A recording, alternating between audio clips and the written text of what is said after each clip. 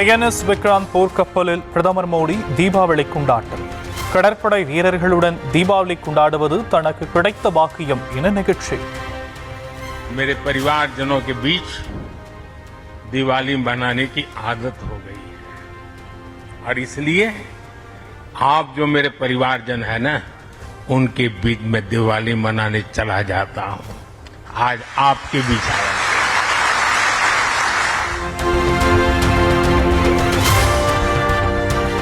இரவு முழுவதையும் ஐஎன்எஸ் விக்ராந்த் போர்க்கப்பலில் கழித்த பிரதமர் மோடி. போர்க்கப்பலில் நிம்மதியான உறக்கம் கிடைத்ததாக வீரர்கள் மத்தியில் பூரிப்பு. विक्रांत विशेष भी है. विक्रांत केवल एक युद्धपोत नहीं है. ये 21वीं सदी के भारत के परिश्रम, प्रतिभा, प्रभाव और प्रतिबद्धता का प्रमाण है. பாகிஸ்தான் ராணுவத்தின் உறக்கத்தை இந்திய கடற்படை கெடுத்து விட்டதாக பிரதமர் மோடி புகழாரம். ஆபரேஷன் சிந்தூரின் போது போர் நிறுத்தம் கோரி எதிரி நாட்டை கெஞ்ச வைத்து விட்டதாகவும் பெருமிதம். ऑपरेशन सिंदूर का वर्णन किया. शायद को कभी इस अनुभूति को प्रकट नहीं कर पाएगा जो युद्ध के मैदान में खड़ा जवान कर पाता है. ஐஎன்எஸ் விக்ராந்த் போர்க்கப்பலில் இருந்தபடி வான் சாகசத்தை கண்டுகளித்த பிரதமர் மோடி.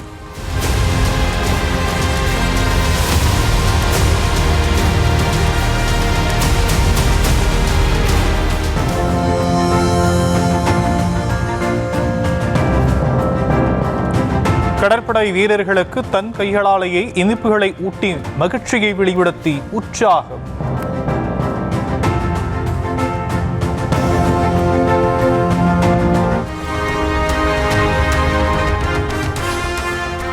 நாடு முழுவதும் தித்திக்கும் தீபாவளி கோலாகல கொண்டாட்டம். வழக்கமான உற்சாகத்துடன் பட்டாசுகள் வெடித்து தீபாவளியை வரவேற்ற மக்கள்.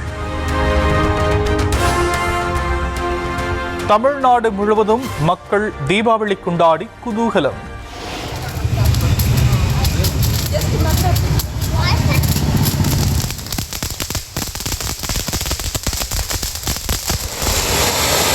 சிறுவர்கள் முதல் பெரியவர்கள் வரை விதவிதமான பட்டாசுகளை கொளுத்தி உற்சாகம்.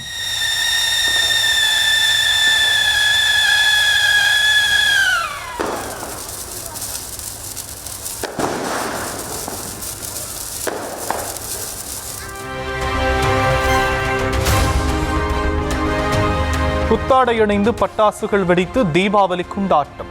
தமிழகம் முழுவதும் கரைபுரண்டது உற்சாகம்.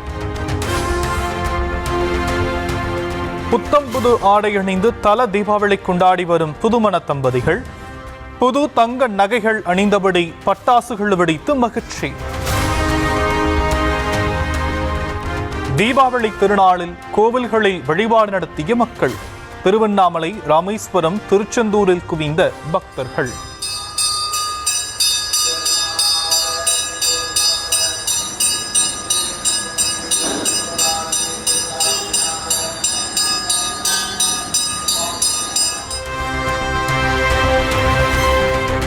சென்னையிலிருந்து பிற ஊர்களுக்கு தீபாவளி சிறப்பு பேருந்துகள் இயக்கம். கடந்த 4 நாட்களில் சுமார் 8 லட்சம் பேர் சொந்த ஊர் பயணம்.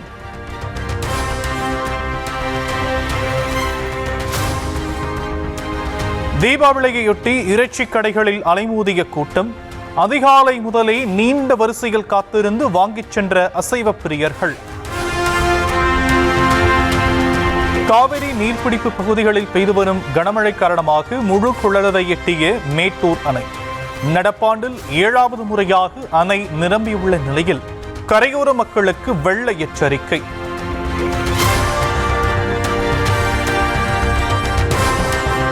மேட்டூர் அணைக்கு நீர்வரத்து வினாடிக்கு 14,420 கனஅடியாக அதிகரிப்பு. 20,000 கனஅடி வீதம் நீர் திறக்கப்படுவதால் மக்களுக்கு எச்சரிக்கை.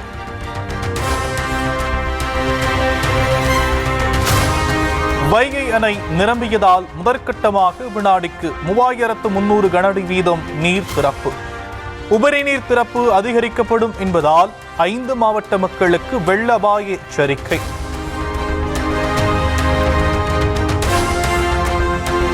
தென்கிழக்கு வங்கக்கடலில் நாளை உருவாகிறது காற்றழுத்த தாழ்வு பகுதி. அதற்கடுத்த 48 மணி நேரத்தில் தீவிரமடைய வாய்ப்பிருப்பதாக வானிலை மையம் கணிப்பு.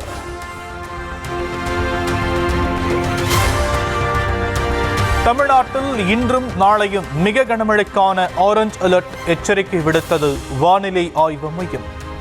ராமநாதபுரம், நாகை, கடலூர், திருவாரூர், தஞ்சாவூர் உட்பட 7 மாவட்டங்களில் கனமழை பெய்யலாம் என கணிப்பு.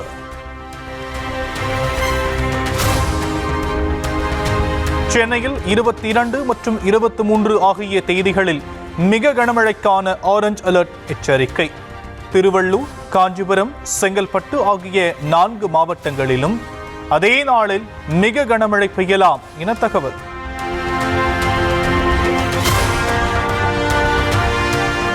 நெல்லை, கன்னியாகுமரி, தூத்துக்குடி, விழுப்புரம் ஆகிய 4 மாவட்டங்களுக்கு மஞ்சள் அலர்ட் விடுப்பு. அடுத்த 2 நாட்களுக்கு இந்த மாவட்டங்களில் கனமழை நீடிக்கலாம் என கணிப்பு.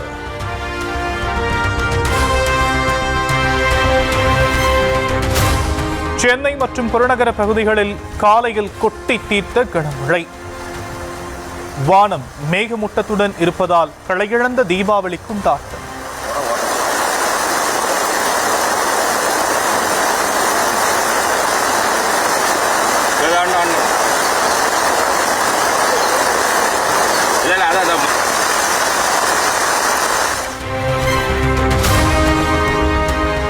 செம்பரம்பாக்கம் ஏரியின் நீர்மட்டம் 20 அடியாக உயர்வு.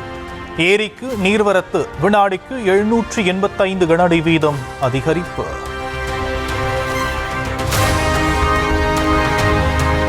ஈரோடு மாவட்டம் குண்டேரி பள்ளம் அணையிலிருந்து வினாடிக்கு 8000 கன அடி வீதம் நீர் திறப்பு. கொங்கர்பாளையம் குண்டேரி பள்ளம் ஆற்று பாதையில் உள்ள தரைப்பாலம் மூழ்கியதால் மக்கள் தவிப்பு.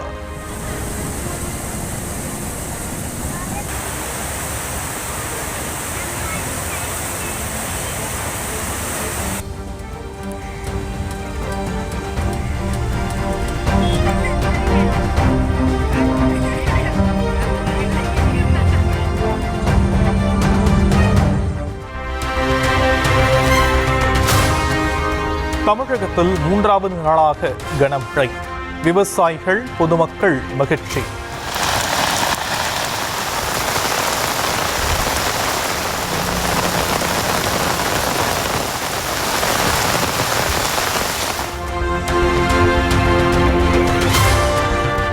தூத்துக்குடியில் இரவு முழுவதும் கொட்டி தீர்த்த கனமழை காரணமாக தாழ்வான பகுதிகளில் குடியிருப்புகளை சூழ்ந்த வெள்ளம்.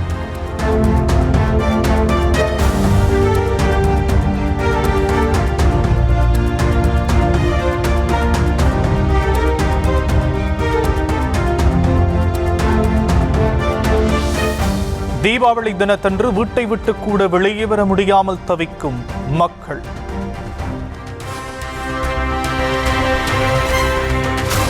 திருச்செந்தூரில் திடீரென 100 அடிக்கு உள்வாங்கிய கடல். பாசி படர்ந்த பாறைகள் மீது நின்று கொண்டு பக்தர்கள் செல்ஃபி.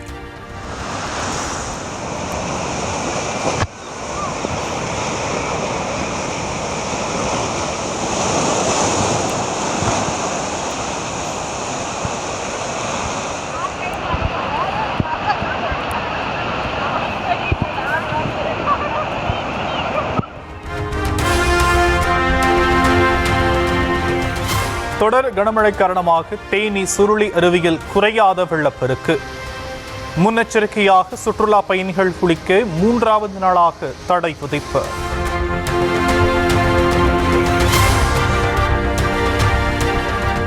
தொடர் நீர்வரத்து காரணமாக தேனி மாவட்டத்தில் உள்ள சொத்துப்பாறை அணை நிரம்பியது. வினாடிக்கு 539 கன அடி வீதம் வரும் நீர் அணையிலிருந்து நிரம்பி வழியும் காட்சி.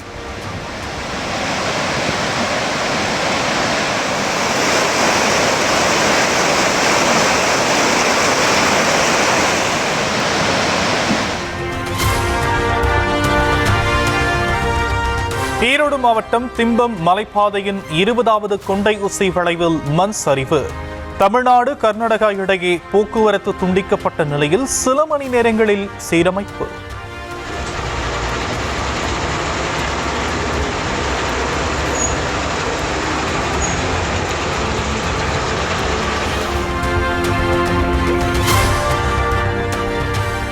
தொடர் கனமழை காரணமாக குற்றால அருவிகளில் குறையாத வெள்ளப்பெருக்கு.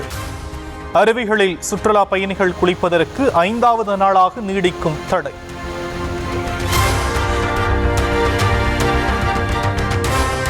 போயஸ் கார்டன் இல்லம் முன்பாக குவிந்திருந்த ரசிகர்களை சந்தித்தார் ரஜினிகாந்த்.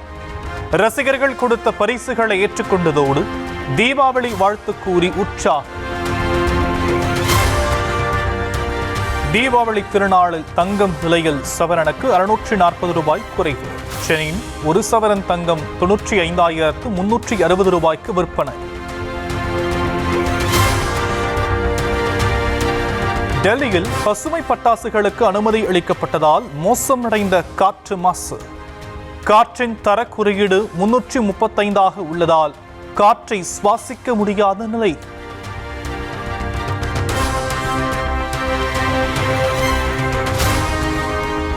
பீகார் மாநில சட்டப்பேரவை தேர்தலில் 143 தொகுதிகளுக்கான வேட்பாளர் பட்டியலை வெளியிட்ட ராஷ்டிரிய ஜனதா தளம். கட்சியின் தலைவர் தேஜஸ்வி யாதவ் ரகோபூர் தொகுதியில் போட்டியிடுவார் என அறிவிப்பு.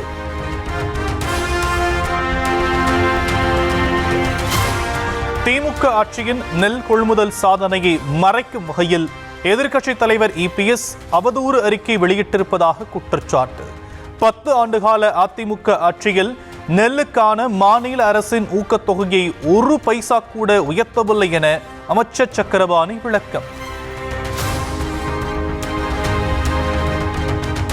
சென்னை அண்ணா நகரில் பூமிக்கு அடியில் செல்லும் மின் வயரில் மின் கசிவு ஏற்பட்டு மழைநீரில் வெடித்ததால் மக்கள் அச்சம்.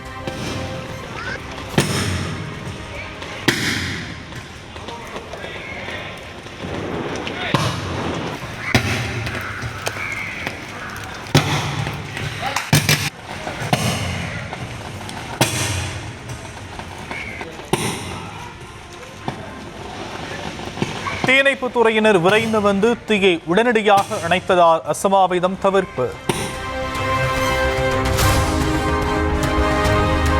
சேலத்தில் 3/4 சவரன் நகைக்காக மூதாட்டி கொடூர கொலை. காதணி கையில் வராததால் காதுகளுடன் அறுத்து எடுத்து சென்ற கொடூரம். கடலூர் மாவட்டம் பன்ருட்டி அருகே தீபாவளி பட்டாசு வெடிப்பதில் ஏற்பட்ட தகராறில் இளைஞர் வெட்டி கொல்லப்பட்ட கொடூரம். பட்டாசை கொளுத்தி வீட்டுக்குள் வீசியதை தட்டிக்கிட்ட போது 2 பேர் சேர்ந்து கத்தியால் தாக்கிய அதிர்ச்சி. கோவை மாவட்டம் அன்னூரில் 2 நாட்களாக குடியிருப்பு பகுதிகளில் தேங்கி நிற்கும் வெள்ளம். குடியிருப்புகளின் தரைதளங்கள் முழுகியதால் வீட்டு வாசலில் பட்டாசு வெடிக்க முடியாத நிலை.